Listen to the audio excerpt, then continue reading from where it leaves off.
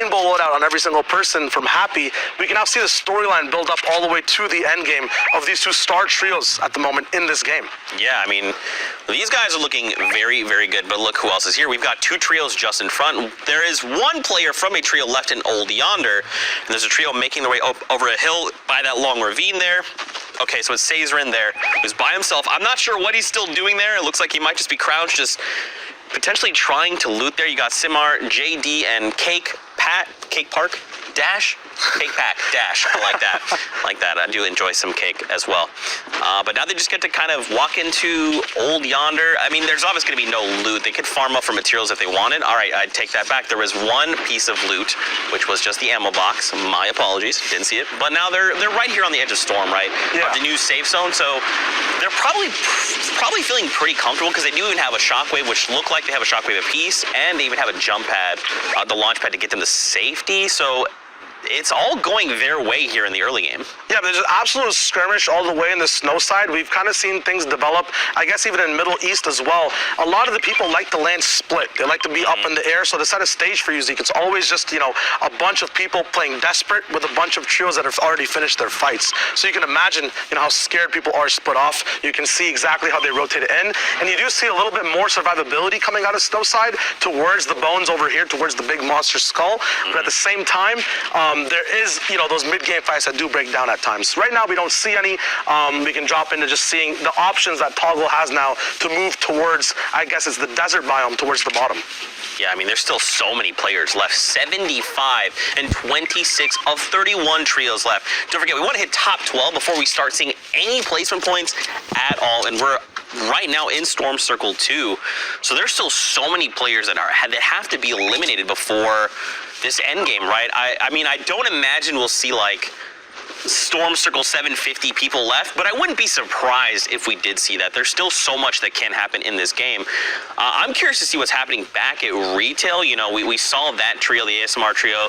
They're pretty looted, and I'd assume with that brood, like, they probably cleared retail like super, super fast. I want to know where they went from there, because right now even like Seagull, Tago, and Eska, they have no eliminations. Their loadouts, it's not shambles, but it's like borderline shambles, I would say. It's 100% shambles if it's a big zone, but you touched on it a little bit, right? Eliminations. When do you actually really want them? What is your win condition? So what would you say if you had shield bubbles and shockwaves, the different options people have towards the middle or end game that they can use to actually, come through for elims or play for placement? That's a good question. That's tough. I think it depends on, because like everyone knows what heat they're in, so you know who, if you're paying attention and you're doing your homework like you should be, you know the other people in your heats, you know potentially where they're going to look to land. So like if I'm this trio, I'm not going anywhere near retail, right? Because we already know ASMR trio is there, and we even saw the power trio as well. So I mean, right now they're near Salty, which it doesn't look like, looking at the minimap, making their way in. So we're back on power, and looks like it's just Yonks by himself. This is a brutal spot to be in. He definitely does not have their cards. They're not getting rebooted. There's no way. So right now, Yonks just has to do anything he can. I mean, I'd imagine he's probably wanting to play it slow, right? He's like, look, if I can even just play for placement and get us those points, if he can find an awesome pick, great, but that's just like backseat. Right now, it's survival mode. The worst sound anyone could have heard from him on the server for his situation is that shield break sound. The whole desynchronization of the shield. So right now, he's worried. He knows trios around him know that he's worried. His entire plan at the moment is to use, you see, half his loadout's already gone, right? We talked about when to use your loadout, when is your win condition, do you want elims? You said it, Zeke, it's full survivability at the moment, and Yonks has to go to the Bronx and even further now to even win the game, right? Like, 0 elims, the easiest thing to do, right? Getting 3 points through eliminations is 3 separate fights. A lot of mats used there, right? A lot of gun skill required, a lot of brains required in the fight against 3 other people. But if you separate it into entities on the map, right, you only have a maximum of 31 trios on the map, 31, 33. So in this game specifically, I think we're at 26 out of 31. We're kind of far from placement, but separating it into just looking at singular entities moving around the map and playing placement that way, right? Using your mats against one entity rather than 3 separate ones in a fight.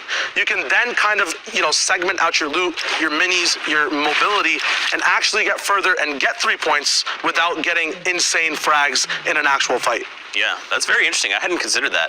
That's pretty dope. But I mean, it's tough, right? Like, I want to be hopeful for Youngs in this game. And what's different is like during qualifiers, you know, you had kind of 10 games and you had 3-hour window. So like if you were in this situation, you could say, look, I'm just going to run in a team and hope for the best. And even if I was eliminated, it's fine. We're just going to hop back into another game. But these are heats, right? So like right now, everything is on the shoulder of Youngs, right? Because we're going a full game at a time. So Youngs just can't say, all right, let's just let this game be our wash. Like, no, he actually has to sit here and try. And I mean, if I'm FHD, if I'm NM7, I'm sitting there like looking out for him, like, right, you've got a team here, you've got a team there.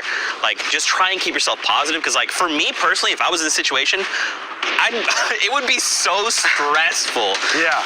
But these are the very best of the best. They're here for a reason. As I say that, caster curse in full effect. I finished my sentence and Youngs gets picked up. It's okay. All they have to do is go back in, let that game wash over, and prepare themselves for this next game.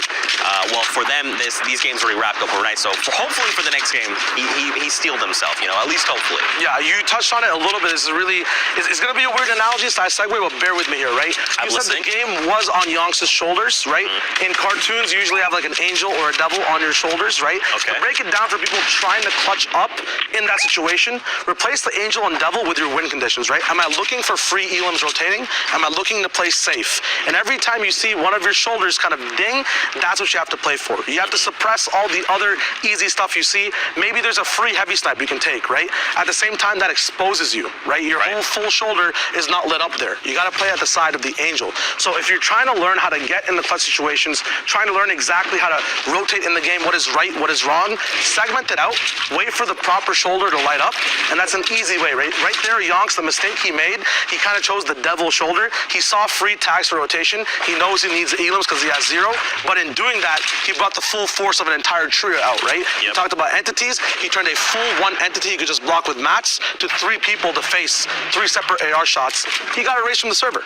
Man, that's so dope. Yeah. See, Shy Wager dropping these knowledge bombs and making my inner child who loves Looney Tunes just so happy right now. I appreciate that, Shy. That was very nice. It's very well explained. Thank you, man. Thank you. Thank you. Now we're looking at an entire different scenario. M. Sadiq, I've actually seen this guy have some amazing highlights in game and actually clutch it out in the Middle East server, sometimes topping the charts of our top plays of the week. Currently, he's going to be leading an actual trio. We're actually on Rampage's perspective right now.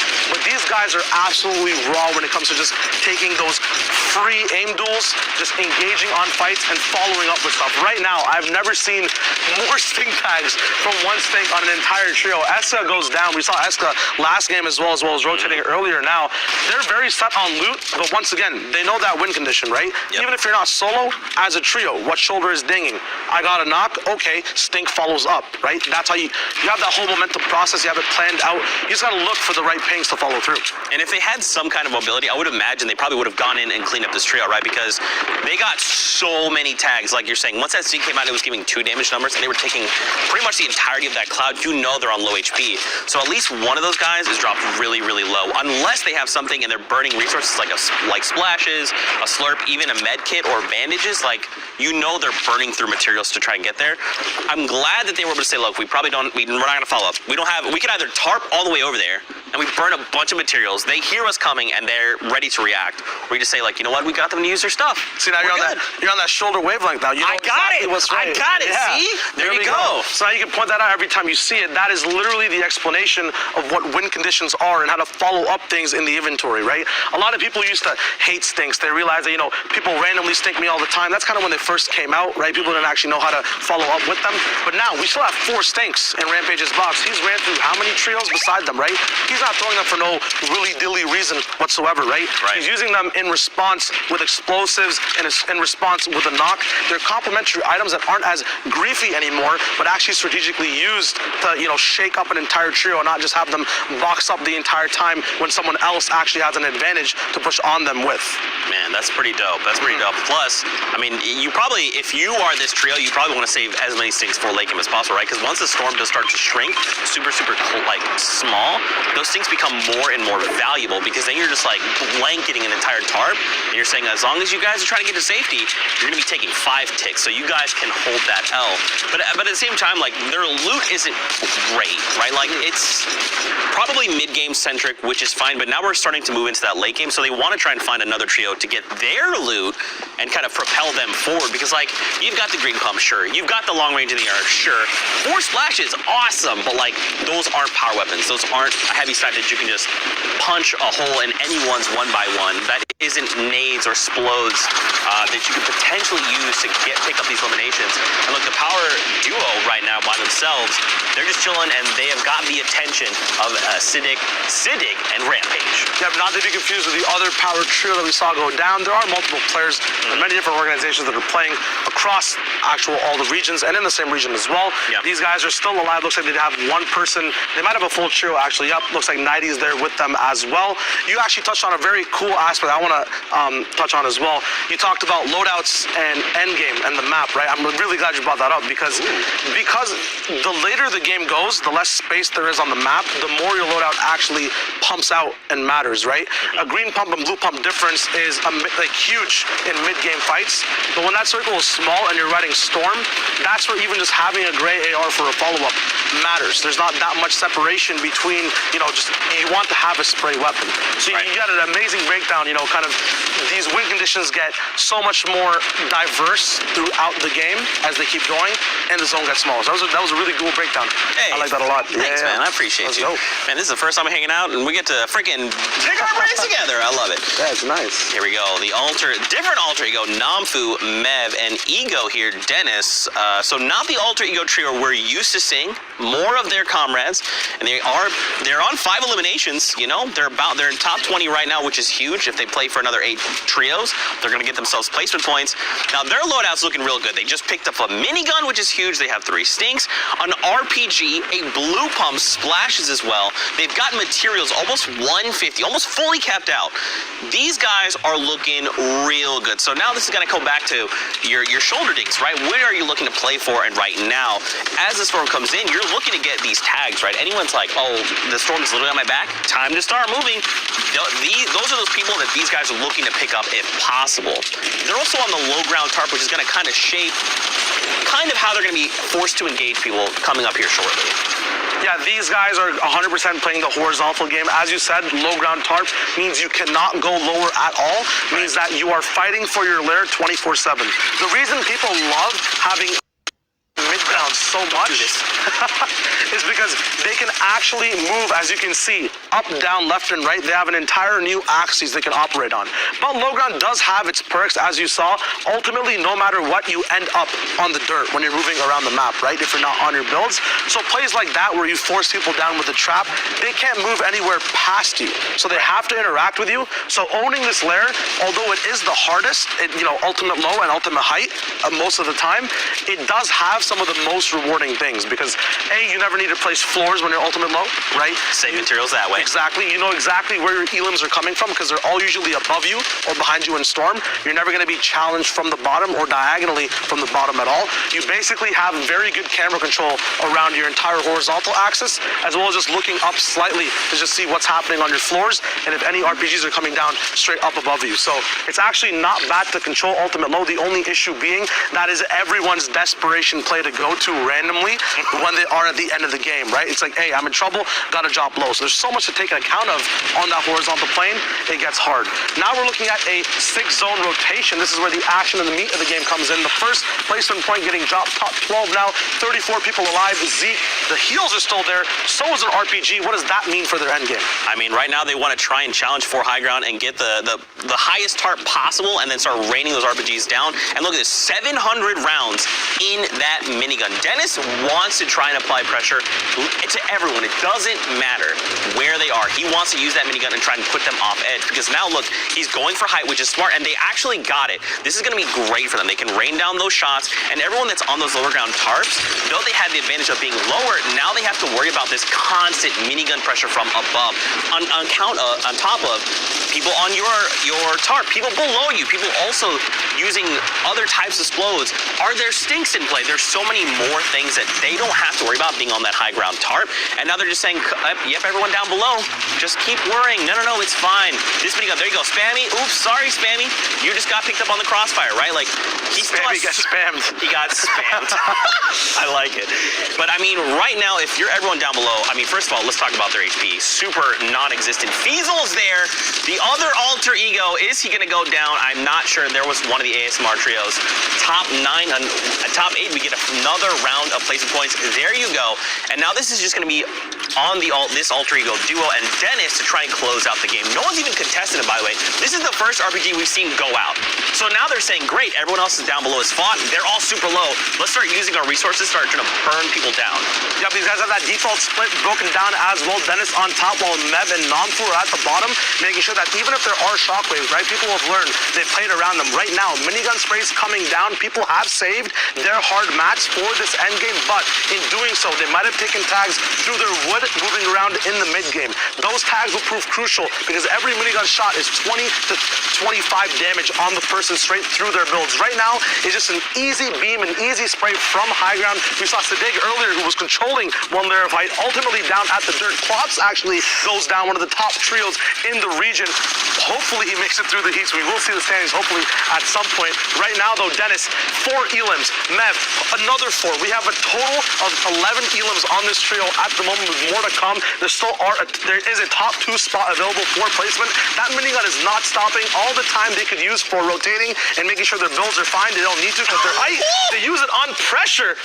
Gets all the way down the low ground. Siddiq gets that big knot, and Kappa, no joke, this time he gets taken out. Dennis, the whole trio surviving all the way back to retail where we started. What a lore and eventful game scene. That was so much fun. Don't forget though, that means that Hero Kappa there was, don't forget he's on Klops and Diesel's team, so placing second is 12 points. So shout outs to him to making it the last team. Good on you. But now we're gonna send it back into the studio with Dr. Lupo. What you got for us? Zeke, Shine, thank you very much. It's interesting to see how over time we've seen a lot of other regions build up around different competitive metas, and now that the Middle East finally has their shot, things are a little different than I think we've expected. We've seen from other regions in the past. It's excellent to see the competitive nature of these Middle East players. And Sundown, what do you think so far? It's been really good. I mean, honestly, a lot of what we expected, the teams who have been up on that leaderboard consistently pushing into really the top 5 in the top 10, they've been up there in our predictions. They all advanced through to tomorrow, and we've seen kind of the disciplined gameplay where people are stacking on their teammates, relying on it, and playing for the late game, doing everything they can to try and avoid those early and mid-game fracas, to avoid kind of those big sharks who are running around looking for the elims and get into those late game scenarios. But I know there are a couple plays you wanted to take a look at specifically here. Very specifically indeed. Now, production prepared a little package for us, specifically, I believe, around Alter Ego MEV. We're going to take a look at that real quick. Let's jump right into it. This wall, absolutely ridiculous.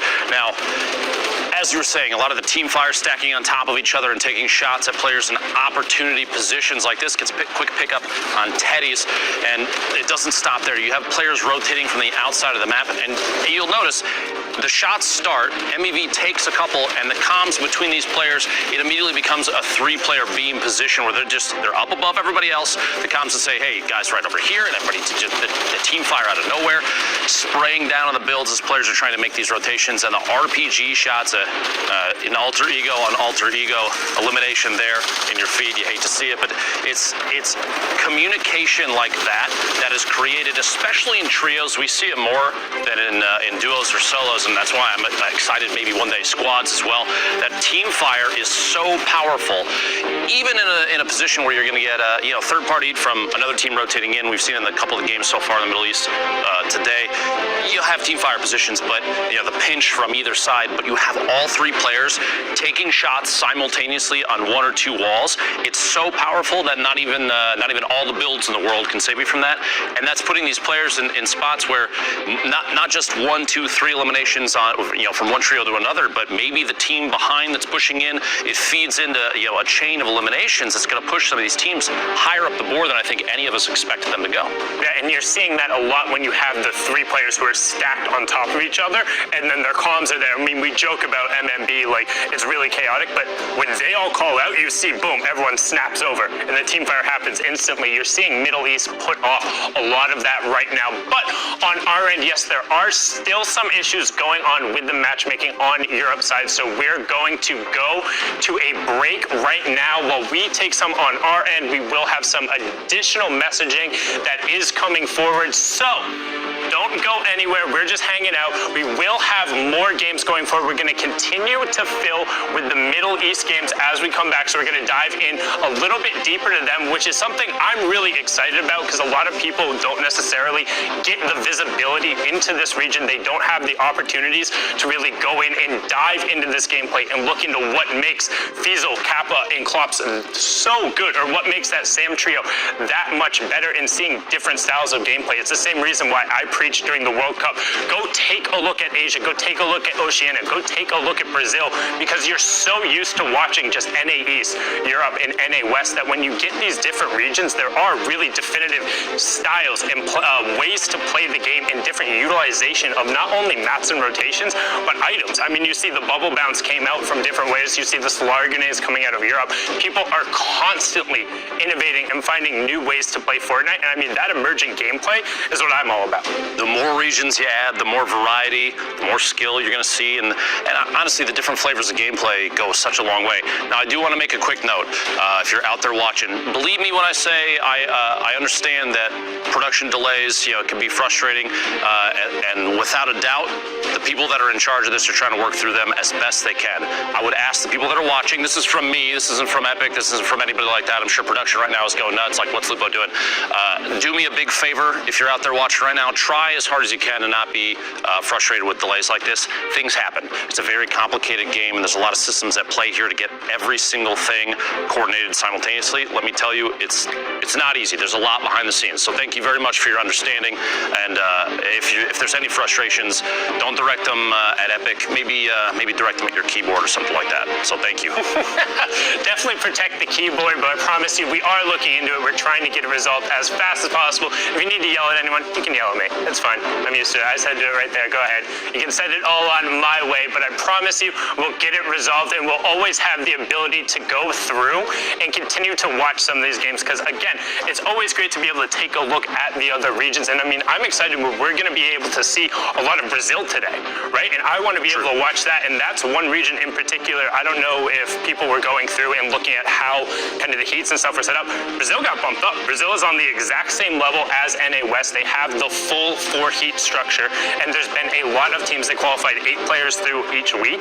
And the amount that Fortnite is taking off in Brazil, like, definitely want to give a shout out to that scene, because both Brazil, Argentina, like all of the South American countries have really stepped up their gameplay, both in terms of involvement and the level of skill and how they're playing in the end games. If you go and check out some of the server replays that are going through there, they're able to put up just ridiculous gameplay and ridiculous numbers. And the fun thing is the level of aggression you see that's coming out of them. They're looking to take fights in the early and the mid game. They know if somebody is like, if they don't spot 3 people on top of each other, even if it might be a full trio, they're like, we can eliminate those 2 people, or we can put some pressure on them to where if it does become a 3-on-3 fight, we know we'll be able to come out on top. I mean, that's why I like seeing King play that way, seeing Masteer, Dracons, and Blackouts. They're able to put out just such great gameplay. I mean, being able to look into that is fun, but at the same time, like, they don't necessarily have a definitive top team. So one of those guys could get upset if they don't go through. But now we're going to throw it on to a break. So you guys, whatever you need to do, go take a break. We'll be back in a little bit, but we'll also have some games rolling. So you can stick around if you want. We'll be here.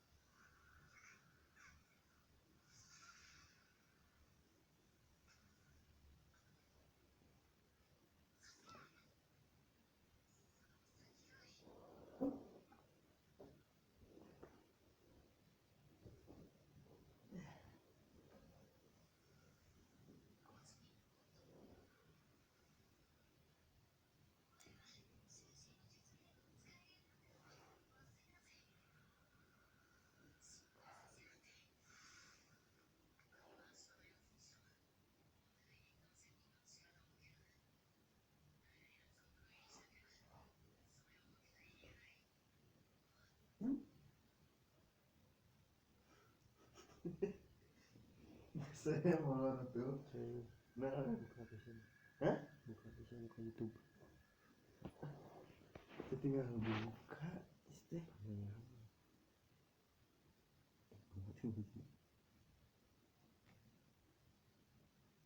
Nanti sih main. Kan masih siapa kedua kalah.